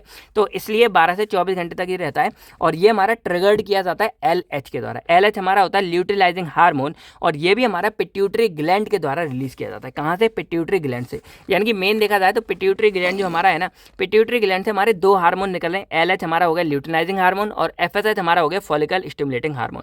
फॉलिकल स्टिमुलेटिंग हार्मोन ने हमारे ओव्यूलेशन कराने में हेल्प की, यानी कि हमारे इस फॉलिकल को डेवलप किया और जो ल्यूटिलाइजिंग हार्मोन थे उसने इसको रिलीज करने में हेल्प की। यानी कि यहाँ पे एक FSH इधर लग गया और जो हमारा LH हार्मोन है वो हमारा इधर लग गया, यानी कि उसने क्या किया, इस ओव्यूलेशन कराने में हेल्प की, उसने इस एग को यहाँ से रिलीज होने में क्या की, हेल्प की। तो जब ये यहाँ पे हो जाता है पिट्यूटरी ग्लैंड से, उसके बाद हमारा आता है ल्यूटियल फेज। अब ल्यूटियल फेज में एक्चुअल में क्या होता है, ये हमारा सबसे ज़्यादा फेज चलता है। यानी कि सिंपल देखोगे, मैंचुरेशन पढ़ लिया, सेकंड फॉलिकुलर पढ़ लिया, थर्ड ओव्यूलेशन पढ़ लिया जिसमें ओवम रिलीज होते हैं, लास्ट आता है ल्यूटियल फेज। इसमें मेनली क्या हो रहा है कि अब देखो यहाँ पे जो फॉलिकल था इसने एग को रिलीज कर दिया। अब ये जो खाली वाला फॉलिकल है ना, ये धीरे धीरे कोलैप्स यानी कि डीजनरेट होने लगता है और डीजनरेट होते होते ये कन्वर्ट हो जाता है हमारा किसमें, कॉर्पस ल्यूटियम में। किस में कन्वर्ट हो जाता है? कॉर्पस ल्यूटियम में। अब इसका काम समझो क्या होता है। जो कॉर्पस ल्यूटियम है ना, ये एक्चुअल में प्रोड्यूस करता है प्रोजेस्टेरॉन को, यानी कि ओवरीज हमारी दोनों बनाती है, ईस्ट्रोजन प्रोजेस्टेरॉन। तो जो प्रोजेस्टेरॉन है वो हमारा कैसे बनाती है? ये जो फॉलिकल हमारे खाली हो जाते हैं एग को रिलीज करके, वही खाली हमारे कोलैप्स होकर बन जाते हैं कॉर्पस ल्यूटियम, और ये कॉर्पस ल्यूटियम हमारे मतलब जनरेट करते हैं प्रोजेस्टेरॉन को। अब प्रोजेस्टेरॉन जब जनरेट होना है तो प्रोजेस्टेरॉन का मेनली काम क्या होता है कि वो इस यूट्रस को तैयार करता है कि यहाँ पे जो यहाँ से जायगोट निकला है ना वो प्रिपेयर हो सके। यानी कि आप ये समझ लो कि इतनी छोट मतलब बारीकियों से काम किया गया है, ऊपर वाले ने इतना सोच समझ के बनाया है कि उन्होंने जैसे ही देखा कि यहाँ से एग ने इसको रिलीज कर दिया, तो अब उनको पता है एग रिलीज हो गया तो एग आगे जाके क्या होगा? यूट्रस पे चिपकेगा। तो उन्होंने क्या किया कि पहले यहाँ पे एक और सिस्टम बना दिया जो इस यूट्रस को डेवलप करे। यूट्रस जैसे मान लो आपके घर मेहमान आने वाले हैं, तो आपके घर एक छोटा भाई पहले ही भेज देते कि भाई जा और तू सब घर की सफाई कर, तैयार कर, उनको खाने पीने का नाश्ता वगैरह सब तैयार कर। तो वही यहाँ पे होता है कि इसने एग को रिलीज करके और खुद यहाँ पे काम पे लग गया, जिसने प्रोजेस्टेरॉन बनाया, और प्रोजेस्टेरॉन मेनली काम कर रहा है यूट्रस को तैयार करने के लिए। तो अब यहाँ पे क्या होता है कि जो हमारा यूट्रस है वो क्या करेगा, इस पूरे मतलब जो हमारा प्रोजेस्टेरॉन है वो इस यूट्रस को तैयार कर देता है। और यूट्रस को तैयार करने के लिए ईस्ट्रोजन प्रोजेस्टेरॉन दोनों काम कर रहे हैं। ईस्ट्रोजन ने इसको थोड़ा सा थिक किया, प्रोजेस्टेरॉन ने पूरा इसको तैयार कर दिया फीड वगैरह करने के लिए सब कुछ, कि अगर यहाँ पे अब कोई भी जायगोट लगता है तो काम करेगा। और ये जो हमारी वॉल तैयार है ना, ये हमारी 4 से 5 दिनों के लिए रहती है, यानी कि 4 से 5 दिन तक ये हमारी पूरी तैयार है रिसेप्ट करने के लिए कि कोई जायगोट आए और इसको फाइनली चिपका ले। तो अब आती है हमारी फाइनली घड़ी। अब क्या होता है कि अगर प्रेगनेंसी ऑकर्स हो जाती है, यानी कि फर्टिलाइजेशन हो गया, इस एग को स्पर्म को मिल जाता है, तो ये जो एम्ब्रियो या फिर जो हमारा जायगोट बनेगा ना वो हमारा इम्प्लांट हो जाता है इस यूट्रस के ऊपर। ये टॉपिक भी हम आगे पढ़ेंगे। तो यहाँ पे हो जाता है और नॉर्मली हमारे यहाँ बच्चे का जन्म होने लगता है। लेकिन अगर प्रेगनेंसी ऑकर्स नहीं होती है, यहाँ पे कोई भी स्पर्म नहीं मिलता है, तो जो कॉर्पस ल्यूटियम है ना वो हमारा धीरे धीरे क्या होता है, ये हमारा डीजनरेट होना शुरू हो जाता है। और जैसे ये डीजनरेट होना शुरू हो जाएगा, ये धीरे धीरे क्या करेगा, प्रोजेस्टेरॉन के लेवल को डाउन कर देगा। तो यहाँ पे क्या होगा कि प्रोजेस्टेरॉन का लेवल डाउन होगा, और जैसे ही प्रोजेस्टेरॉन का लेवल डाउन होगा, जो हमारी यूट्रस यहाँ पे तैयार थी वो क्या हो जाएगी, यहाँ पे खत्म होना शुरू हो जाती है। और धीरे धीरे क्या होता है, ये पूरा सा गिरना शुरू हो जाता है। और इसी को हम यहाँ पे मेंस्ट्रुएशन या फिर मेंस्ट्रुएशन साइकिल का last stage bleeding, vaginal bleeding या फिर पीरियड्स बोल देते हैं। तो आप समझ गए कि अगर ये होता तो हमारा कॉर्पस ल्यूटियम जिंदा हो जाता। अगर प्रेगनेंसी हो जाती तो यहाँ पे कंटिन्यूस हमारा प्रोजेस्टेरॉन था वो यहाँ पे इसको फीडिंग करता रहता और हमारा जो एम्ब्रियो था, जायगोट था, वो डेवलप हो गया, आगे जाके बच्चा बन जाता। लेकिन ऐसा नहीं हो पाया और इस चक्कर में क्या है, यहाँ पे ब्लीडिंग वगैरह होने लगती है। तो ओवरऑल ये हमें समझ आया कि पिट्यूटरी ग्लैंड हमारा, जिसको हम गोनाडोट्रोपिन्स वाला हिस्सा है, वो हमारे LH और FSH ये 2 हार्मोन्स को रिलीज करता है, और ये हमारे आगे जाके सेक्स हार्मोन को और बढ़ावा देते हैं। और जब ये हमारे बहुत ज़्यादा हो जाते हैं तो यहाँ से नेगेटिव फीडबैक जाते हैं, इसको रोक देते हैं। तो मेन क्या हो रहा था कि फॉलिकुलर फेज जो हमारा यहाँ पे सेकंड फेज था उसमें ईस्ट्रोजन प्रोड्यूस हो रहा था, और जो ल्यूटियल फेज था हमारा लास्ट वाला, इसमें प्रोजेस्टेरॉन प्रोड्यूस हो रहा था, और दोनों ही हमारे रेगुलेट करते थे इस पूरे को। बाकी मेंस्ट्रुएशन हमारी कब ऑकर होती है, जब एग को क्या है फर्टिलाइज नहीं हो पाता। तो ये सारी बातें मैंने आपको बता दी, जस्ट रिकैप के लिए मैंने ये लिख दिया है। तो आई होप आपको ये सारा फंडा अच्छे से समझ आ गया होगा, और रेगुलेशन के लिए भी मैंने बता दिया कि कौन सा कहाँ कैसे आता है। तो अगर आप इतना पूरा लेकर आते हो, आप यकीन मानो आपको बहुत अच्छे मार्क्स मिलेंगे, और ये बनाकर भी आ जाना, आपको काफ़ी अच्छे मार्क्स मिलेंगे। तो एक एक चीज़ आपको अब समझ आ गई। तो अब हमारा यहाँ पे नेक्स्ट टॉपिक आता है फर्टिलाइजेशन। अब फर्टिलाइजेशन एक्चुअल में क्या होता है, तो अगर मैंने आपको अभी क्या बताया था कि जैसे यहाँ पर अगर क्या होता है कि इस स्टेज में जब एम्पुला में हमारा एग होता है, अगर उस पर स्पर्म मिल जाता है तो वो हमारा जो प्रोसेस होती है, जब स्पर्म इसको मतलब छेड़ता है, तो उसी को हम यहाँ पे फर्टिलाइजेशन बोल देते हैं। तो फर्टिलाइजेशन हमारी एक सिंपल प्रोसेस है जिसमें क्या हो रहा है कि स्पर्म हमारा क्या कर रहा है, एग को फर्टिलाइज कर रहा है, और इन एग को फर्टिलाइज करने के चक्कर में क्या है कि अब वहाँ पे जो है जायगोट का जन्म हो जाता है। और एक तरह से बोला जाए तो फर्टिलाइजेशन को सिंपली बोलें तो ये हमारा फ्यूजन होता है स्पर्म और एग या फिर ओवम का, और ये मेनली हमारा जो फैलोपियन ट्यूब है, इसकी जो एम्पुला वाला पार्ट है, इसमें हमारा होता है। यानी कि अगर आप ध्यान दोगे तो जो जो मेन प्रोसेस थी वो सब मैं आपको पहले ही बता चुका हूँ। अब जो भी आप पढ़ने वाले हो सारा कनेक्टेड होने वाला है हमारा। बाकी अब अगर ध्यान दोगे तो जैसे एक बार जब यहाँ पे पूरा मतलब वेजाइना वगैरह में जब यहाँ पे पेनिट्रेशन होती है, पेनिस जब अंदर जाता है, तो एक टाइम पे जो सीमन रिलीज करता है ना पूरा, उस सीमन में लगभग जो है 300 मिलियन स्पर्म पाए जाते हैं। कितने होते हैं? 300 मिलियन। कितने ज़्यादा हो गए, समझ सकते हो ना। अब फिर भी लोग मतलब पता है एक बहुत बड़ा मिथ फैला है, लोग कहते हैं कि मास्टरबेशन करो, कोई बात नहीं, हमारी बॉडी बहुत ज़्यादा बनाती है। इस वाले टर्म को याद रखना, यानी कि जब आपने एक बार पूरा इजैकुलेट किया ना, तो उसमें लगभग आपके जो है 300 मिलियन स्पर्म बाहर निकलते हैं, जो मतलब लेडीज फेदर में जाते हैं। तो अगर आप मास्टरबेशन करते हो तब भी लगभग आपकी 200-300 मिलियन स्पर्म तो निकल ही जाते होंगे ना। तो दिक्कत कहाँ आती है ना, ये बताते हैं हम आपको आगे चल के, ठीक है। तो मेन यहाँ पे क्या है कि ये हमारे सेवरल स्टेप को मतलब कंटेन करती है। तो लगभग जो है 5 स्टेप यहाँ पे हमारे बहुत मेन होते हैं। Sperm migration, sperm capacitation, ovulation, fusion और लास्ट में हमारा होता है जायगोट। अब सिंपली देखो क्या होता है, मैं अब आपको सारी स्टेप ऐसे समझाने वाला हूँ कि यहाँ से फर्टिलाइजेशन से लेके बच्चा पैदा होने तक की सारी कहानी मैं इजीली आपको समझाने वाला हूँ। तो सबसे पहले होता है स्पर्म माइग्रेशन, यानी कि सिंपली यहाँ पे क्या है कि यहाँ पे जो सेक्सुअल इंटरकोर्स होगा और उसके द्वारा क्या होगा कि जो वेजाइना है ना उसके अंदर हमारे स्पर्म को क्या डिपॉजिट कर दिया जाता है और ये इजैकुलेशन से होगा। और स्पर्म जब डिपॉजिट हो जाता है तो वो धीरे धीरे क्या होगा हमारे फेलोपियन ट्यूब में पहुंच जाता है और फेलोपियन ट्यूब में जाने के बाद जो ओवम होगा उसके जाके क्या है उसको जाके ऐसे अटैच करेगा और इसी प्रोसेस को हम यहाँ पे फ्यूजन बोल देते हैं। थोड़ा सा इसको समझो कि ये मान लो हमारा ओवम था और यहाँ पे जाके जो स्पर्म है ढेर सारे हमारे आते हैं, तो उनमें से कोई एक स्पर्म होगा वो क्या करेगा वो इसको जाके फर्टिलाइज कर देगा, इस जो सेल मेम्ब्रेन है इसके साथ जाके फ्यूज हो जाएगा और अंदर जाके हमारे ओवम वगैरह से मिलके सारा काम करता है।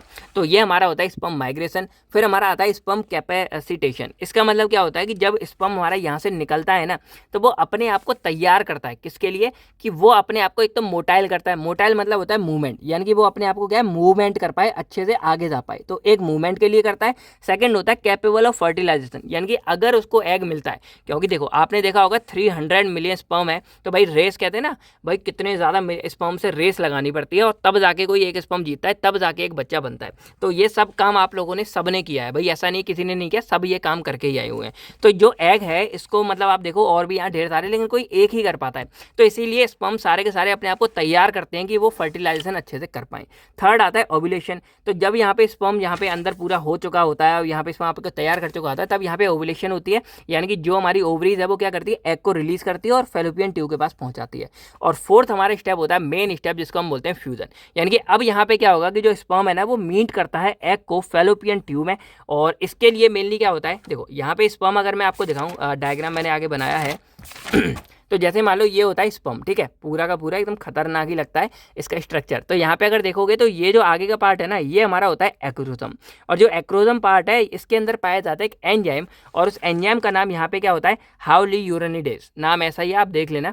तो ये जो एंजाइम है ना इसका मेन काम क्या होता है कि देखो पहले आप समझो कि जो हमारा एग है इसके ऊपर लेयर क्या क्या होती है। तो ये पूरा एग है और ये हमारी होती है इसकी प्लाज्मा मेम्ब्रेन, इसके ऊपर ये वाली लेयर जो होती है इसको हम बोलते हैं जोना पेलिसिडा, और जो इस तरह के आपको ये पूरे दिख रहे होंगे इस पूरी लेयर को हम बोलते हैं कोरोना रेडिएटा। तो अब यहाँ पे क्या होता है कि जब स्पर्म आते हैं तो स्पर्म की जो ये एंजाइम है ना ये मेनली क्या करता है, ये हेल्प करता है कि जो स्पर्म है वो इस कोरोना रेडिएटा और जोना पेलिसिडा इन दोनों लेयरों को पेनिट्रेट करके अंदर जा पाए, यानी कि इनको पेनिट्रेट करना बहुत ज़रूरी है और हर एक स्पर्म ऐसा नहीं कर पाता, कोई एक या दो स्पर्म कर पाते हैं, तो यही मेन होता है। तो जब ये स्पर्म क्या करते हैं कि ये इन दोनों को क्या कर देते हैं पेनिट्रेट कर देते हैं, किसकी मदद से, स्पर्म के सबसे आगे पाया जाता है एक्रोसोम जो हेड होता है स्पर्म का, और इस एक्रोसोम के बाद एंजाइम होता है हमारा हाइड्रोल्यूरोनिडेज, और वो एंजाइम क्या करेगा वो इस वाले दोनों पार्ट को पेनिट्रेट करके अंदर आएगा। और जब ये पेनिट्रेट कर देता है तो देखो यहाँ पे जो स्पर्म है ना वो इसके साथ फ्यूज हो जाता है, किसके साथ, जो हमारी सेल मेम्ब्रेन होती है एग की प्लाज्मा मेम्ब्रेन उसके साथ फ्यूज हो जाता है और उधर बनाता है फर्टिलाइजेशन कॉन।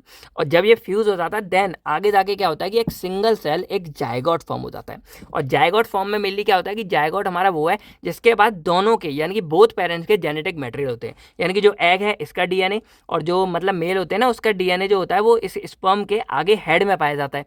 तो इस हेड के अंदर का स्पर्म डीएनए और जो फीमेल्स का एग है उसके अंदर का डीएनए आपस में मिलके हमारा जायगोट फॉर्म करता है। तो जायगोट एक्चुअल में वो एक सेल है जो मतलब क्या करेगा आगे जाके जनरेट करता है बच्चे को, यानी कि जायगोट हमारा मेन पहला प्रोसेस है, मेन पहला स्टेप है जिसमें हमारा बच्चे का जन्म होना शुरू हो जाता है। और इसी जायगोट को हम यहाँ पे जो है डिप्लॉयड सेल बोलते हैं। तो आई होप आपको समझ आ रहा होगा, कोई डाउट हो तो पूछ लेना भाई कमेंट्स में, क्योंकि थोड़ा वैसा टॉपिक है लेकिन मैं ट्राई कर रहा हूँ आपको जितना सिंपली और नॉर्मली समझा पाऊँ, कोई डाउट से पूछ लेना। तो यहाँ पे मेन आप क्या समझे कि 5 स्टेप में हो रहा है। पहले नंबर पर क्या हो रहा है, स्पर्म जो है हमारे वो यहाँ से माइग्रेट करेंगे अंदर और अपने आप को तैयार करते हैं कैपेसिटेशन से कि वो फर्टिलाइज कर सकें। फिर यहाँ पे ओव्यूलेशन हो रही है, ओवम रिलीज हो रहे हैं, और थर्ड स्टेप फोर्थ में क्या है फ्यूजन हो रहा है कि जो स्पर्म है वो इसको यहाँ पे मतलब टच कर रहा है। और उस फ्यूज करने के लिए स्पर्म को क्या क्या चाहिए, स्पर्म का जो मतलब हेड होता है उसमें एग्रोसोम नाम का मतलब एंजाइम है, वो क्या करेगा, एंजाइम क्या करेगा हाइड्रोजन वो इसको पेनिट्रेट करेगा, कोरोना रेडिएटा जो है इनको पेनिट्रेट करके इस प्लाज्मा मेम्ब्रेन के साथ फ्यूज हो जाता है। और जब फ्यूज हो जाता है तब जाके हमारा जायगोट फॉर्म होता है। अब कुछ इंपॉर्टेंट बात है ये है कि एग के ना यहाँ पे हमारे कुछ यहाँ पे देखो यहाँ पे हमारे पाए जाते हैं यहाँ पे कॉर्टिकल ग्रेन्यूल। तो इनका काम क्या होता है कि जैसे हमारा किसी एक ने कर दिया ना, तो बाकी के जो स्पर्म है उनको ये रोकता है कि भाई अब आप नहीं आ सकते, क्योंकि कोई एक लकी स्पर्म होता है जो क्या करता है, जो इसको पेनिट्रेट करता है, तो बाकी सबको ये खुद ही रोक देते हैं। इसके अलावा जो जायगोट है वो आगे जाके क्लीव यानी कि टूटना शुरू हो जाते हैं। और जो फर्टिलाइजेशन हमारी वो मेनली डिपेंड करती है स्पर्म की क्वालिटी पे, यानी कि कितना क्या है, कितना मैच्योर हुआ है, कितना अच्छा आया है, जो आप लोग आजकल बहुत कमज़ोर कर ले रहे हो। एग की क्वालिटी पे, टाइमिंग कितना, मतलब फर्टाइल विंडो के बीच में जो 12 से 24 घंटे उसके बीच में आना चाहिए, और हार्मोनल बैलेंस, कौन कौन से हार्मोन कितना काम कर रहे हैं, तो इन सब चीज़ों पे हमारा ये डिपेंड करता है। तो फर्टिलाइजेशन मेन यहीं तक थी कि हमारा जायगोट फॉर्म हो जाता है, ये हमारी मेन फर्टिलाइजेशन थी। अब फर्टिलाइजेशन के बाद क्या क्या होता है ये भी मैंने आपको यहाँ पे बता रखा है, जो आगे जाके प्रेगनेंसी में काम आएगा। तो सबसे पहले ओवम के जो आपको मैंने बताया था कि फॉलिकुलर हमारे इस तरह बनते हैं, फिर यहाँ पे ये रिलीज हो जाता है। तो पहला स्टेप यहाँ पे ओव्यूलेशन हो जाता है। उसके बाद फर्टिलाइजेशन ऑकर्स हमारी 12 से 24 घंटे के बीच में अगर हो जाती है तो अगर हो जाती है देन हमारा यहाँ पे जायगोट बन जाता है। देन जो जायगोट है ना वो धीरे धीरे टूटना शुरू करता है। तो जायगोट के अंदर हमारी होती है माइटोटिक सेल डिवीजन, और जायगोट हमारा क्या है, टूटते टूटते आखिरी में वो मॉर्यूला में कन्वर्ट हो जाता है। और मॉर्यूला में लगभग वो 3 से 4 दिन बाद, यानी कि जब फर्टिलाइज हो चुका है, जब उसको स्पर्म मिल चुका है, उसके लगभग 3 से 4 दिन बाद वो मॉर्यूला तक कन्वर्ट हो जाता है। और मॉर्यूला में कन्वर्ट होने के बाद वो 4 से 5वें दिन बनता है ब्लास्टोसाइट। और ये ब्लास्टोसाइट एक्चुअल में हमारा क्या होता है, ब्लास्टोसाइट के ऊपर एक लेयर भी होती है ट्रोफोब्लास्ट की, वो भी आपने सुना होगा। तो जो ब्लास्टोसाइट है वो लगभग हमारा 6 या 6 से 7वें दिन हमारा यहाँ पे इम्प्लांट हो जाता है। कहाँ पे, यहाँ पे इम्प्लांट हो जाता है। तो फर्टिलाइजेशन के बाद भी लगभग 5 से 6 दिन, पूरा 6 दिन नहीं है, आप मान लो कि लगभग 5 से 6 दिन का टाइम लग जाता है कि जो पूरा जायगोट बना है वो यहाँ पे आके क्या है, अटैच हो पाए। और यहाँ पे जो अटैच होता है उसको हम क्या बोलते हैं, ब्लास्टोसाइट बोलते हैं। बाद में ये ब्लास्टोसाइट हमारा क्या होता है, धीरे धीरे यहाँ डेवलप हो जाता है, तो एम्ब्रो में चला जाता है। और एम्ब्रो जैसे ही डेवलप होता है वो एम्ब्रियोजेनेसिस होती है, यानी कि अब एम्ब्रो का डेवलपमेंट होगा। और कुछ महीनों के बाद क्या होता है, जैसे अगले महीने करीब वो हमारा फीटस में कन्वर्ट हो जाता है। और फीटस क्या होता है, देखो एम्ब्रियो हमारी स्टार्टिंग कंडीशन है, जब हमारा ये जायगोट सेल लगा था वो एम्ब्रियो में कन्वर्ट हुआ। लेकिन एम्ब्रियो क्या होता है, कुछ टाइम बाद वो फीटस में कन्वर्ट हो जाता है। फीटस हमारा बच्चे का रूप है, यानी कि अब वो थोड़ा सा शेप ले चुका है और उसके अंदर धीरे धीरे हमारे ऑर्गन्स का बनना शुरू हो जाता है।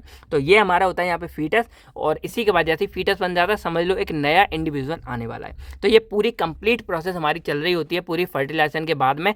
तो अब हम इसको और डिटेल्स में समझते हैं प्रेगनेंसी के अंदर। तो प्रेगनेंसी एक्चुअल में हमारी वो प्रोसेस है जिसमें क्या हो रहा है कि जो फीटस है वो अपने आप को ग्रो करता है फीमेल रिप्रोडक्टिव सिस्टम के अंदर। अब इसमें मेनली क्या होता है कि ये शुरुआत पहली बात कहाँ से हो रही है, प्रेगनेंसी को अब कहाँ से मानेंगे। तो प्रेगनेंसी मेनली कब मानी जाएगी, जैसे हमारे जो ब्लास्टोसाइट है ना वो जब यहाँ जाके अटैच हो जाता है, तो जैसे इम्प्लांट हो जाता है, इम्प्लांट होने के बाद यहाँ पे हमारी एक तरह से बोल सकती है कि अब जो है प्रेगनेंसी हो चुकी है। जब तक इम्प्लांट नहीं होगा तब तक प्रेगनेंसी नहीं मानी जाती है। और ऐसा इसलिए होता है क्योंकि जैसे ही मतलब इम्प्लांट हो जाता है ना ब्लास्टोसाइट, वो जैसे ही हमारा एम्ब्रियो में कन्वर्ट होता है, हमारा एक यहाँ पे हार्मोन रिलीज होता है जिसका नाम होता है ह्यूमन कोरोनियक गोनाडोट्रोपिन। यार एक तो नाम ऐसे होते हैं यहाँ पे। तो जो हमारा एचसीजी हार्मोन है ना, ये जैसे रिलीज होता है ना, ये हमारा ब्लड में और यूरिन में रिलीज हो जाता है। और इसी वजह से क्या होता है कि जो फीमेल्स होती है ना वो मेनली क्या करेंगे, जो किट वगैरह होता है उस पर यूरिन की 1 से 2 ड्रॉप डालती हैं। और अगर वहाँ पे जो सिंगल लाइन आती है तो नॉर्मल कंट्रोल वाली सिंगल, और इधर प्रेगनेंटी वाली भी लाइन आ जाती है तो हम लोग प्रेगनेंट है। और वो लाइन तभी आएगी क्योंकि वो लाइन हमारी सेंसिटिव होती है इस वाले हार्मोन यानी कि एचसीजी के लिए। तो अगर ये एचसीजी हार्मोन है तभी हमारी प्रेग्नेंट करेगी। और ये हार्मोन हमारा लगता कब है, जब हमारा जो एम्ब्रियो है, जब ब्लास्टोसाइट है वो हमारा यहाँ पे अटैच हो जाता है। और इसको चेक करने के लिए कोई वो नहीं है, आपको नॉर्मल किट किसी भी मेडिकल स्टोर पे मिल जाएगी, प्रेग्ना न्यूज या किसी की भी। आप उस किट को लो, उस पर 2 से 3 ड्रॉप यूरिन की डालो और उसके बाद चेक करो, थोड़ी देर वेट करो। अगर वो लाइन आ जाती है ऐसी से रिलेटेड वाली तो समझ लो प्रेग्नेंट है, अगर नहीं आती तो प्रेग्नेंट नहीं है। तो ऐसा हो सकता है। तो ये पूरा हमारा प्रेगनेंसी का आप सिस्टम समझ गए होंगे, कैसे चेक करते हैं, कैसे पता चलता है। इसके अलावा जो प्रेगनेंसी है ना वो टोटली हमारी 40 हफ्तों में डिवाइड होती है। और इन 40 हफ्तों को हम जो है टोटली 9 मंथ में कन्वर्ट करते हैं, यानी कि 40 हफ्ते हमारे अप्रॉक्स जो है 9 महीने में हो जाते हैं।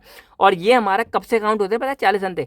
पहला दिन जब मतलब मेंस्ट्रुएशन हो रही होती है, यानी कि जब ब्लीडिंग हो रही होती है, उस पहले दिन से हम इसको काउंट करते हैं। अगर हम ये पहले दिन इन 2 हफ्तों को हटा देना, जो हमारे मतलब 28 दिन लगभग जो पहला महीना चलता है, तो हम इसको लगभग जो है 38 वीक बोल सकते हैं यहाँ पे, क्योंकि 14 दिन के बाद ही होता है सारा। तो हम इसको जो है फर्स्ट डे से काउंट करते हैं। बाकी अब जो प्रेगनेंसी है उसको देखो, इसके ना क्वेश्चन आता है वेरियस फेसेस ऑफ प्रेगनेंसी, तो डिफरेंट आते हैं। तो मैंने यहाँ पे क्या किया, इसको 3 ट्राइमेस्टर में कन्वर्ट कर दिया जिससे आपको ये अच्छे से समझ आए।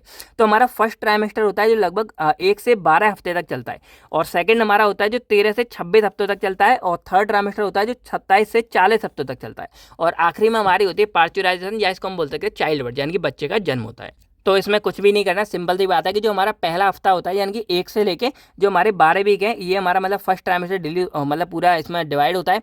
अब जो हमारा पहला और दूसरा हफ्ता होता है ना, 14 दिन जो मैंने आपको स्टार्टिंग में बताए थे, वो मेनली चले जाते हैं मेंचुरेशन एंड ओव्यूलेशन में। यानी कि 14वें दिन जाके ओव्यूलेशन होती है, तो 14 दिन 7 दूनी 14, 2 हफ्ते तो निकल ही गए, तो 14वें दिन जाके हमारी ओव्यूलेशन होती है। उसके बाद अगर वहाँ पे फर्टिलाइजेशन हो जाती है, देन आगे जाके जो है प्रेगनेंसी होती है।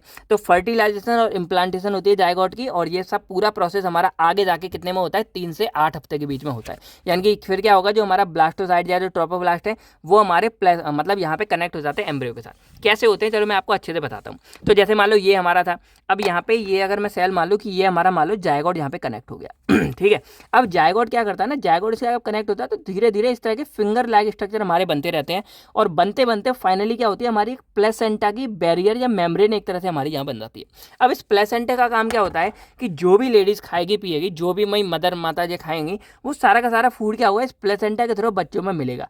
तो इसीलिए बोलते हैं कि प्रेगनेंसी के टाइम पे बहुत ही ध्यान से और सोच समझ के खाना चाहिए।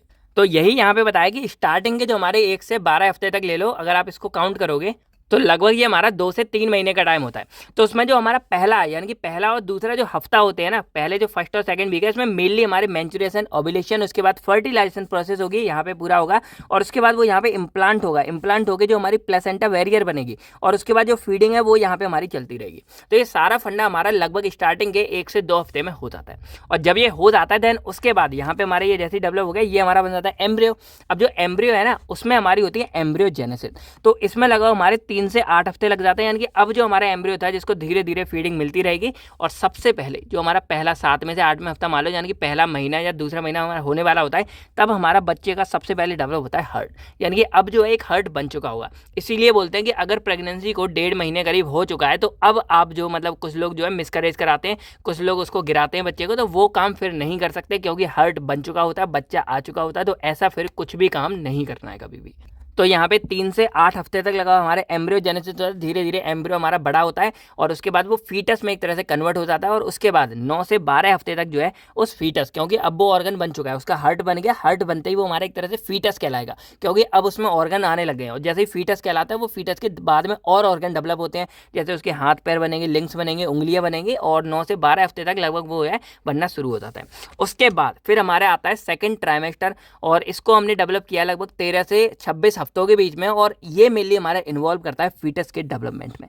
यानी कि यहाँ तक हमारा इनिशियल डेवलपमेंट था, हमारा वो मतलब अटैच हो गया, हमारे प्लेसेंटा वाली बैरियर जहाँ पे बन जाती है पूरी पूरी, मतलब हमारी, जिससे हमारा खाना पीना बच्चों को मिलता रहता है। फिर लगभग हमारा 7वें हफ्ते में उसका हार्ट बनना शुरू हो जाता है, उसके बाद हमारे ऑर्गन्स बनना शुरू हो जाते हैं। तो यहाँ तक हमारा पूरा फीटस बन चुका है। सॉरी, आवाज़ थोड़ी बैठ चुकी है बोलते बोलते। अब जो हमारा सेकंड ट्राइमेस्टर है, इसमें जो हमारा फीटस बन गया था, उसकी डेवलपमेंट पे ध्यान दिया जाता है। तो मैंने इन सबको डिवाइड कर दिया, आपको जरूरी नहीं है इतना सारा लिखना। तो 13 से 14 हफ्ते में बीच में हमारा नर्व और ऑर्गन डेवलपमेंट होते हैं। फिर हमारे यहाँ पे 15 से 16 हफ्ते में आई, मतलब आई, ईयर, नोज, माउथ, यानी कि हमारे आँख, नाक, मुंह, ये सब बनना शुरू हो जाते हैं। और 17 से 18 हफ्ते में जो मसल्स और बोन्स होते हैं, ये हमारी डेवलप होना शुरू हो जाती हैं। उसके बाद 19 से 20 हफ्ते में स्किन डेवलपमेंट शुरू हो जाता है। और 21 से 22 में जो ब्रेन और नर्वस सिस्टम है, यानी कि सोचने समझने की क्षमता भी बच्चे में थोड़ी थोड़ी आने लगती है। और लास्ट में हमारा 23 से 24 हफ्ते में लंग्स डेवलपमेंट होता है, सांस लेना शुरू करता है, मतलब सांस तो हो रही होती है, नॉर्मल ब्रीथिंग हमारी वो शुरू हो जाती है। वैसे तो माँ से ही जो चलता है, सारा कुछ माँ से ही चलता है।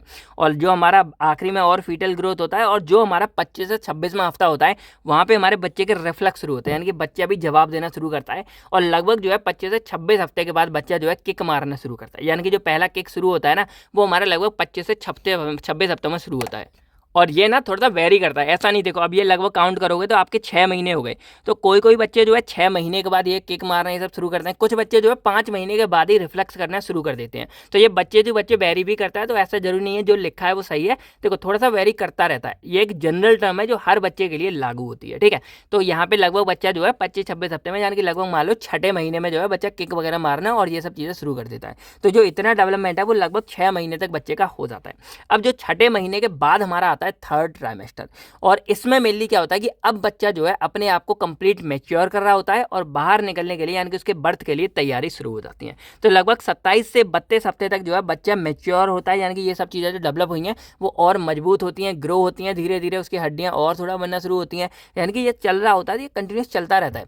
और उसके बाद लगभग 33 से 36 हफ्ते के बीच क्या होता है, जो फाइनल फीटल का वो डेवलपमेंट हो जाता है और वो अच्छे से ग्रो कर लेता है। और जो आखिरी हफ्ते को जाते हैं 27 से 37 से 40, यानी कि आपने देखा होगा कि जो 9वां मंथ होता है ना, 9वां, उसमें कभी भी ऐसा नहीं है कि बिल्कुल लास्ट में ही होगा, हो सकता है 9वें महीने की शुरुआत में ही बच्चा आ जाए, हो सकता है बाद में आए, तो ऐसा पूरा चलता रहता है। तो यहाँ पे 9वें महीने में जो है बच्चे की लेबर और डिलीवरी के लिए तैयारी शुरू हो जाती है, यानी कि बच्चा कभी भी डिलीवर कर सकता है। तो ये हमारा होता है थर्ड ट्राइमेस्टर, यानी कि सिंपली आपने देखा कि हमने पूरे प्रेगनेंसी को 3 फेज में कन्वर्ट कर दिया। पहले में वो पहले आके बच्चे का मतलब पूरा मैच्योरेशन होने के बाद फर्टिलाइजेशन होता है, बच्चे का जायगोट बनता है, ब्लास्टोसाइस्ट जाके फिर यहाँ पे अटैच हो जाता है, फिर यहाँ पे प्लेसेंटा बन के सारा बैरियर कब कनेक्ट होता है। उसके बाद 7वें 8वें हफ्ते में दिल बनता है, धीरे धीरे वो फीटस में कन्वर्ट होते हैं, उसके ऑर्गन वगैरह बनते हैं, उसके बाद उसके बॉडी में ढेर सारे डेवलपमेंट शुरू हो जाते हैं। और थर्ड ट्राइमेस्टर में वो सिर्फ और सिर्फ जो है बर्थ के लिए, यानी कि उसके डिलीवरी के लिए सारी सारी तैयारियां होती हैं।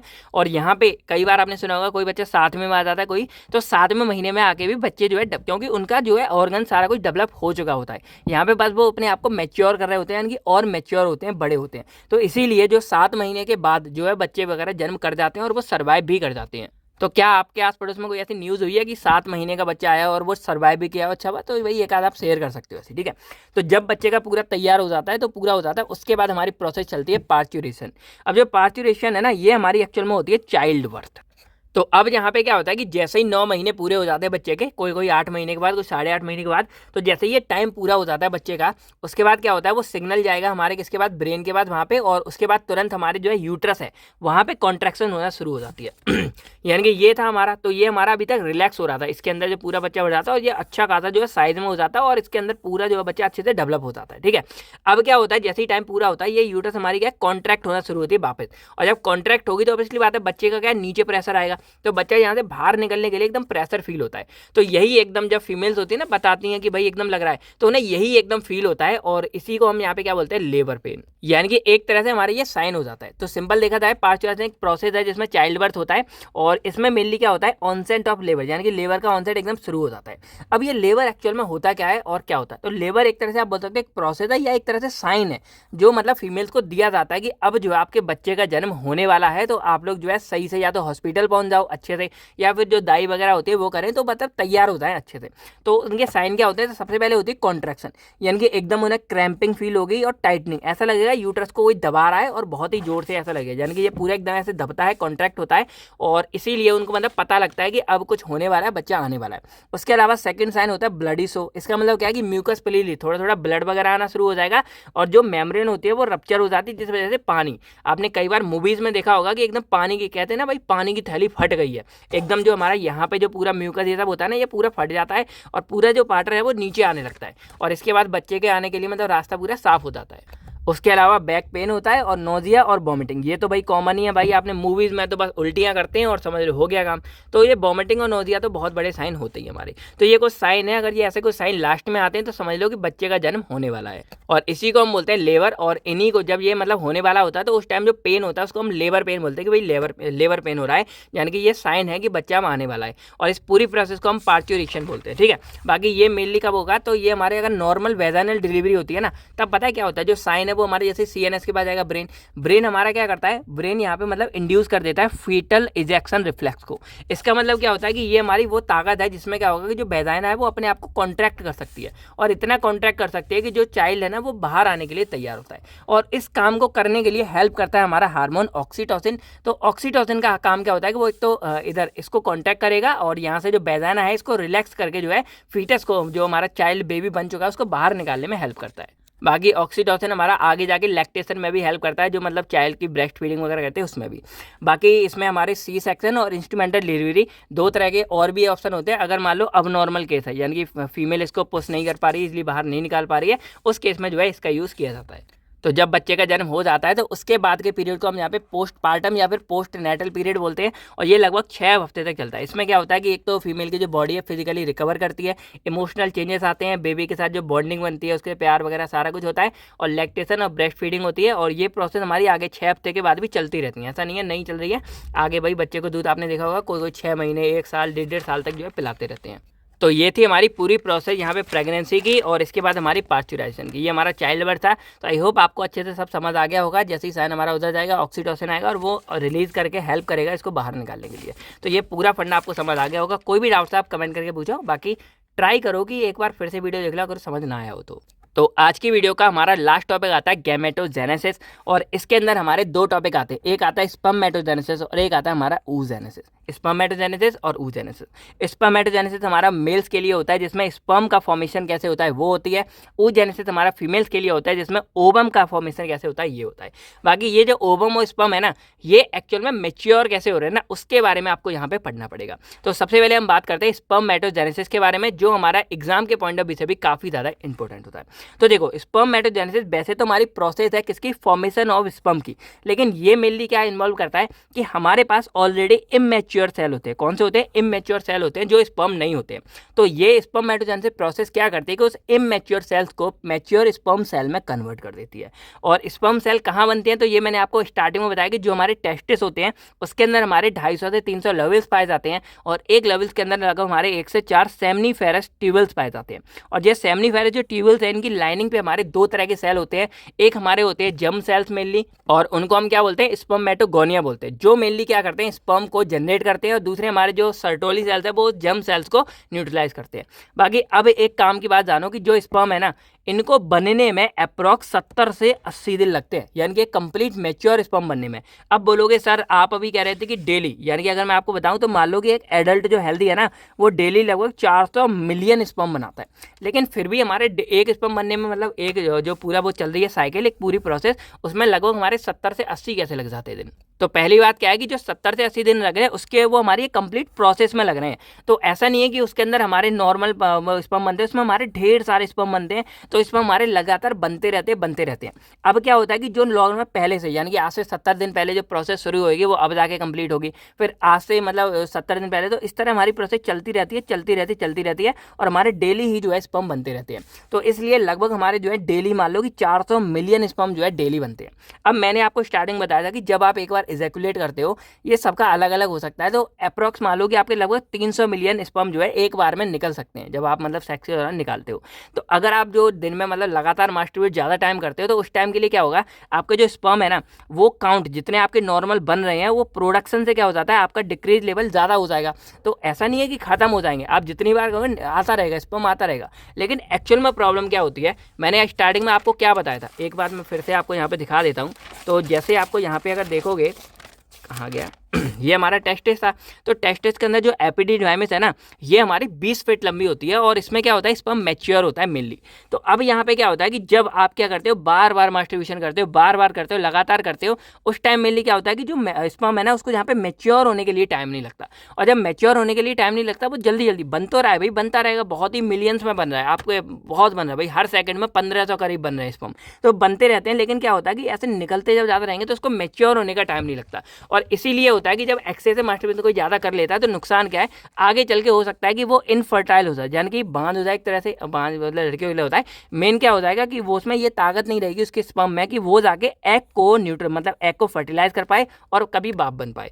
तो इसीलिए इसको जितना अवॉइड कर सकते हो उतना अवॉइड करो भाई। कर सकते नॉर्मली, देखो नॉर्मली चलता है हफ्ते में एक बार, महीने में एक बार, ऐसे करके। लेकिन डेली कोई डेली दिन में 2 बार 3 बार, तो ये सब काम आपको नहीं करने हैं, ये बहुत ही गलत होते हैं। और अत्यधिक मात्रा में करने से इनफर्टिलिटी, इरेक्टाइल डिसफंक्शन और बहुत ही ज़्यादा मतलब वेरियस प्रॉब्लम हो सकती हैं, और आगे जाके आपके बच्चों का फ्यूचर दांव पे लगा। तो भाई इस वजह से तो छोड़ दो। कभी भी ज़्यादा मन करे, इतना सोचो कि आपके बच्चों का फ्यूचर दांव पे लगा है, तो उनको भाई ना करो, ठीक है। ऐसा तो नहीं आगे जाके शादी नहीं करोगे इसके चक्कर में, ये थोड़ी देर का मजा है, लेकिन आगे आपको बहुत भारी नुकसान हो सकता है। तो ऐसा आपको नहीं करना चाहिए। तो लगभग जो है 70 से 80 दिन लग सकते हैं। बाकी ये थोड़ा बहुत वेरी भी करता है, कहीं 64 लिखा मिलेगा, कहीं 74 लिखा मिलेगा, तो ये थोड़ा बहुत वेरी करता रहता है। बाकी स्टेजेस के बारे में बात करें तो मेनली ये भी हमारा 4 से 5 स्टेज में होता है। तो इसको मैं क्या करता हूँ ना, डायरेक्टली आपको डायग्राम से समझाता हूँ, ठीक है। सबसे पहले हमारा होता है सेमनीफेरस ट्यूबल्स, और जिसके अंदर हमारे सेल्स होते हैं वो उनको हम सबसे पहले स्टेम सेल्स होते हैं। अब ये क्या होते हैं, तो जैसे हमारे जो इमेच्योर सेल होते हैं ना, उन्हीं को हम क्या बोलते थे, स्टेम सेल बोल देते हैं। और ये मेनली हमारे डेवलप हो जाते हैं, और ये हमारे पक्के नहीं है। ऐसा नहीं कि जो स्पर्म सेल, जो हमारे ये स्टेम सेल्स होते हैं वो हमारे स्पर्म नहीं होते। जो स्टेम सेल्स है ना, ये एक्चुअल में मान लो कि रॉ मटेरियल है, यानी कि स्टार्टिंग पॉइंट है जहाँ से हमारे स्पर्म बनना शुरू हो जाते हैं। तो स्टार्टिंग में हमारे पास होता है एक डिप्लॉइड मतलब मान लो जिसके बाद 2 तरह के मतलब सेल्स होते हैं, और इसमें 46 क्रोमोसोम होंगे, और ये हमारे स्टेम सेल्स होते हैं। अब बस इसको याद कर लो, ये स्टार्टिंग पॉइंट है, इसके बारे में आपको सब समझाता हूँ। तो यहाँ पे मान लो कि ये हमारे स्टेम सेल्स होते हैं मेनली, और ये हमारे मेनली स्पर्म में जब कन्वर्ट होते हैं, इसी को हम स्पर्मेटोगोनिया बोलते हैं। तो पहला प्रोसेस हमारे क्या है कि जो स्टेम सेल्स होते हैं हमारे डिप्लॉइड वाले, वो हमारे होते हैं रॉ मटेरियल की तरह काम करेंगे, उसके बाद जो स्पर्म कोटिंग होता है ये हमारा माइटोसिस में जाता है, और जब माइटोसिस होती है तो ये हमारे 2 स्पर्मेटोसाइट्स बनाते हैं। यानी कि यहाँ पे देख लो कि मान लो ये स्टेम सेल्स है हमारा, और ये हमारा 2n क्यों लिखा है, क्योंकि इसमें हमारे डिप्लॉयड है, 2 हमारे क्रोमोसोम प्रेजेंट है और 46 क्रोमोसोम है। ये हमारा देन फर्दर मीटोसिस में जाएगा, मीटोसिस 2n में इसको डिवाइड कर देगा। अब जो ये एक सेल बचा ना इधर वाला, ये हमारा अगेन यूज हो जाएगा दूसरे प्रोसेस के लिए, दूसरे साइकिल के लिए। अब जो ये वाला है ये हमारा फर्दर ग्रो करेगा, और ग्रो करते करते ये हमारा मीटोसिस से चला जाता है मियोसिस में। और जब ये मियोसिस में जाता है ना, तो इसके बाद जो प्राइमरी स्पर्मेटोसाइट है ये हमारा डिवाइड हो जाता है 2 में। यानी कि अब जो हमारा ये डिप्लॉयड था ये हमारा हैप्लॉयड यानी कि 2 सिंगल में चला गया, और इसको हम बोलते हैं सेकेंडरी स्पर्मेटोसाइट्स। अब ये 2 बन गया, इसकी अगेन हमारी मियोसिस सेकंड होती है। ये मियोसिस हमारी 1 है, ये मियोसिस सेकंड है, ये दोनों हमारी सेल डिवीजन होती है। तो उसके बाद ये हमारे यहाँ पे देखो 4n सेल में चला जाता है, और ये 4n सेल हमारे यहाँ पे सबसे पहले इसको हम बोलते हैं अर्ली स्पर्मेटिड्स, और ये आगे जाके हमारे लेट स्पर्मेटिड्स बनाते हैं, और ये आगे जाके हमारे एक मैच्योर स्पर्म में कन्वर्ट हो जाता है। तो स्पर्म बनने के लिए हमारे यहाँ पे 4-5 प्रोसेस हो गई। पहला हमारा था स्पर्मोगोनिया, इसमें हमारे जो स्टेम सेल होता है मेल रिप्रोडक्टिव सिस्टम का, वो हमारे यहाँ पे जनरेट होता है, और वो इमेच्योर सेल होता है। देन जो स्पर्मेटोगोनिया है वो हमारा अंडरगोज करेगा मीटोसिस में, और ये 2 स्पर्मेटोसाइट्स को बनाता है, 2 स्पर्मेटोसाइट्स को बनाएगा। एक हमारा काम आएगा किसी दूसरे साइकिल के लिए एज अ बेसमेंट में रोकेगा, और जो एक है वो हमारा आगे जाके मियोसिस करता है। तो जब मियोसिस करेगा तो जो पहला मियोसिस होता है उसमें हमारा यहाँ पे एक हैप्लॉइड सेकेंडरी स्पर्मेटोसाइट बनता है, और जो दूसरी मियोसिस होती है उसमें हमारे स्पर्मेटिड्स बनते हैं। तो स्पर्मेटोसाइट्स हम यहाँ बात करें तो ये हमारे एक तरह से स्पर्म का पार्ट है, लेकिन जो स्पर्मेटिड्स है ना ये स्पर्म बनने वाले होते हैं, यानी कि ये इमेच्योर स्पर्म होते हैं हमारे, ठीक है। तो ये दोनों हमारे यहाँ पे हो गए। इसके बाद हमारा लास्ट होता है स्पर्मियोजेनेसिस। इसमें जो हमारे स्पर्मेटिड्स है ना, इनमें स्पर्मेटिड्स में क्या होता है कि केवल हेड होता है, यानी कि देखो सिर्फ हमारा हेड है, हमारी जो स्पर्म है उसकी टेल नहीं बनी होती है। तो स्पर्मेटोजेनेसिस क्या करेगा, ये मैच्योर कन्वर्ट होगा, और इसमें हमारा जो स्पर्म है वो फुल्ली डेवलप हो जाएगा, और ये हमारा पूरा क्या होगा आगे जाके हमारा इस तरह का पूरा एक तरह का हमारा स्पर्म बन जाता है। तो थोड़ा कन्फ्यूजिंग था है भाई थोड़ा बहुत, तो आप बस इतना समझ लो जो मैंने लिखा है, ये 4 स्टेप आप पढ़ के चले जाओ। और सिंपल स्पर्मेटोजेनेसिस हमारी प्रोसेस है जिसमें हमारे स्पर्म बनता है, और मेनली कैसे बनता है, तो हमारे एक ऑलरेडी इमेच्योर सेल होता है हमारी बॉडी में प्रेजेंट होते हैं, वो इमेच्योर सेल्स हमारे स्पर्म में कन्वर्ट होते हैं, और ये इमेच्योर सेल हमारे डिप्लॉयड होता है, यानी कि इसमें 46 क्रोमोसोम यानी कि 2n पाए जाते हैं। ऐसे याद कर लो 2n है। हमारा पहला मीटोसिस हुआ, डिवाइड हो गए, एक हमारा बेसमेंट में रुक गया और एक हमारा आगे ग्रो हो रहा है, ग्रो होकर ये चले गए मियोसिस में। मियोसिस में पहली मियोसिस में क्या होता है, 2n हमारे एक एन में टूट गए, क्योंकि मियोसिस हमारी क्या करती है, बराबर क्रोमोसोम ऐसे बांट देती है। अब इसके बाद जो सेकेंडरी हमारे बन गए प्राइमरी स्पर्म था, फिर सेकेंडरी बन गया, इसमें हमारी फर्दर मियोसिस हो गई। तो इसने भी क्या किया, 2nn इसको मतलब क्या किया, डुप्लीकेट बना दिया, यानी कि ये सेल डिवीजन हो रहा है एक्चुअल में। तो अब ये जो बन गए ना, तो आगे जाके ये हमारे इस तरह के लेट स्पर्मेटिड्स में बनेंगे, इसके पास टेल्स नहीं होता। देन आगे जाके ये और मेच्योर हो जाएंगे, और मेच्योर होकर हमारे कंप्लीट स्पर्म बन जाते हैं, और मेच्योर हमारे कहाँ होते हैं, एपिडिडाइमिस में होते हैं। बाकी जो मैंने आपको बताया था कि 70 से 80 दिन लगते हैं, तो इस तरह बढ़ता है। जो हमारा पहला है यानी कि स्टेम सेल बनने में लगभग 7 से 10 दिन लगते हैं। फिर जो हमारा सेकंड है यानी कि स्पर्मेटोसाइट्स बनते हैं, उसमें लगभग 20 से 25 दिन लगते हैं। फिर जो हमारे स्पर्मेटोसाइट्स में ये चीज़ बनती है यानी कि सेकेंडरी स्पर्मेटाइट बनेगा, यानी कि इसको बनने में 20 से 25 दिन, जो सेकेंडरी बन रहा है इसको बनने में यहाँ लगभग 14 से 14 दिन लगते हैं। और जो हमारा आखिरी ये स्पर्मेटिड्स है इसको लगभग 10 से, ये जो हमारे बने इसको 10 से 14 दिन लगते हैं, और बाद में इनको पूरे को डेवलप होने में 10 से 15 दिन लग जाते हैं। तो लगभग देखा जाए ओवरऑल जो हमारा स्पर्म जो एक मैच्योर हेल्दी स्पर्म है उसको कंप्लीट होने में लगभग 70 से 80 दिन लग जाते हैं। तो इसीलिए थोड़ा सोच समझ कर इनका उपयोग करो। बाकी हार्मोनल रेगुलेशन की बात करें तो जो हमारा FSH है, फॉलिकल स्टिमुलेटिंग हार्मोन है, ये हमारा मीटोसिस में मतलब जाता है, यहाँ पे मीटोसिस में हेल्प करता है। जो LH है वो हमारा टेस्टोस्टेरोन को रिलीज करेगा, और टेस्टोस्टेरोन हमारा स्पर्म सेल को डेवलप और मैच्योर करने में हेल्प करता है। बाकी ये पूरा आपको दिख जाएगा, इस तरह का स्पर्म होता है, ये हेड है, बॉडी है, और ये टेल होती है, ठीक है। तो यहाँ पे हेड के आगे एक एक्रोसोम होता है, एंजाइम जो पेनिट्रेट करने में हेल्प करता है, ये न्यूक्लियस होता है, ये सेंट्रियल्स होते हैं, ये माइटोकॉन्ड्रियल स्पाइरल होते हैं, और ये माइटोट्यूबल्स होती है। अब ये हमारे 3 रीजन में डिवाइड है। हेड हमारा DNA करता है, और एक्रोसोम जो पेनिट्रेट करेगा, बॉडी में हमारा माइटोकॉन्ड्रिया पाया जाता है, यहाँ पे आपको दिख रही होगी, और ये हमारा एनर्जी प्रोवाइड करता है, क्योंकि माइटोकॉन्ड्रिया एनर्जी का सोर्स होता है और स्पर्म को आगे स्विम कराने के लिए। और जो टेल है उसमें फ्लेजम पाया जाता है, जो स्पर्म को मूव कराने में हेल्प करता है। बाकी जो हेल्दी एडल्ट है वो लगभग जो है पर डे 400 मिलियन स्पर्म को जनरेट करते हैं, प्रोड्यूस करते हैं। बाकी अगर इनमें इस पूरी प्रोसेस में कोई डिस्ट्रप्शन होता है या कोई अबनॉर्मलिटी होती है तो इनफर्टिलिटी और बर्थ डिफेक्ट जैसी प्रॉब्लम आ सकती हैं। अब हमारा लास्ट टॉपिक आता है oogenesis। तो ये हमारा क्या है, ये मतलब फीमेल्स के अंदर जो एग है वो कैसे बनता है और कैसे मैच्योर होता है उसके बारे में प्रोसेस होती है, ठीक है। तो ये भी हमारी कंप्लीट प्रोसेस है। जो इमेच्योर सेल्स होते हैं हमारे फीमेल्स के अंदर, उनको डेवलप एग सेल्स में बनाता है। यानी कि अब तक जो आप देख रहे थे ना, एग बन रहा है, ओवम बन रहा है, वो बन कहाँ से रहा था, यहाँ पे मैंने आपको दिखाया था। तो ये फॉलिकल थे, इनके अंदर हमारे ये कुछ तो प्रेजेंट थे ना, तो ये हमारे इमेच्योर वाले सेल्स थे, यही आगे जा जाके हमारे डेवलप होकर मेच्योर ओवम में बाहर निकल रहा था। तो वही प्रोसेस हमारी सेम यहाँ होती है, और ये हमारे ओवरियन फॉलिकल्स के अंदर होता है। और जो फीमेल्स के होते हैं इनको लगभग 120 से 150 दिन तक का टाइम लग सकता है। अब इनके स्टेप के बारे में बात करें तो इनमें जो इमेच्योर सेल होता है उसका नाम होता है पीजीसी, प्राइमोर्डियल गैमेट सेल। और ये पता है कब डेवलप हो जाता है, जैसे फीमेल्स जब मान लो पेट में होती हैं, यानी कि जब वो खुद एक एम्ब्रियो फीटस होती है ना, उन्हीं के उसके दूसरे या तीसरे हफ्ते से इसका बनना शुरू हो जाता है। तो ये उनके बर्थ से ही जो है, बर्थ से पहले से ही बन रहे होते हैं। तो यहाँ पे जो हमारे ये पीजीसी होते हैं ना, ये हमारे फर्दर क्या करेंगे, माइटोसिस करके ये अपने आप को डिवाइड करेंगे। तो ये हमारे 2n वाले हैं, तो ये 2n में हमारे डिवाइड करके oozonia बन जाता है। तो जो oozonia है ये हमारा फर्स्ट क्या हो गया, एक तरह से इमेच्योर सेल्स हो गया। देन ये oozonia हमारा माइटोसिस में जाएगा अगेन, और इसके बाद हमारा बन जाता है यहाँ पे प्राइमरी oocytes बन जाता है। अब ये जो oocytes है ना, ये हमारे डीएनए वगैरह इन सबकी रेप्लिकेशन करते हैं। तो oocytes हमारे जो यहाँ पे बन गए हैं, ये हमारे फर्दर मियोसिस 1 और 2 में जाते हैं। अब एक और बात समझ लो, जो हमारे oocytes है ना, प्राइमरी oocytes बन गए, तो ये जब मियोसिस 1 और 2 में जब जाते हैं तो मियोसिस 1 में ये 2 में टूटेंगे। अब क्या होता है यहाँ पे कि जो ओवम है, आपने देखा होगा यहाँ पे कि इनमें से कोई एक ही एग हमारा रिलीज होगा जो अच्छा होगा, बाकी सारे नहीं होते हैं।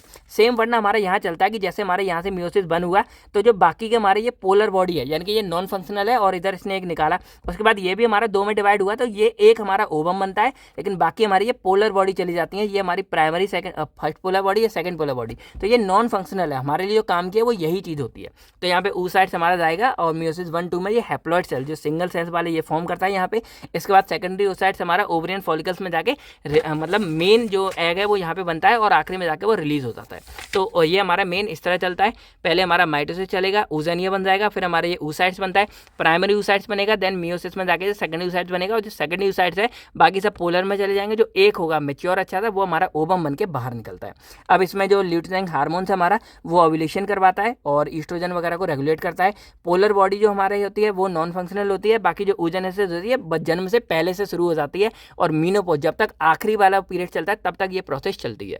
तो बस भाई लोग, मेरी जान निकल चुकी है, मैं सारा कुछ समझा चुका हूँ, रिप्रोडक्शन अच्छे से हो चुका है, बच्चा पैदा, सारी बातें आपको पता चल गई। अब आपको वीडियो कैसी लगी भी कमेंट करके जरूर बताओ। बाकी कोई भी डाउट्स आप कमेंट करके मुझसे पूछ सकते हो। बाकी रिप्रोडक्शन की डेफिनेशन कमेंट करके लिखो। बाकी मैं मिलता हूँ आपसे बहुत नेक्स्ट वीडियो में। तो थैंक यू, टेक केयर, अपना अपनी फैमिली का ख्याल रखिएगा। बाय बाय दोस्तों, जय हिंद दोस्तों।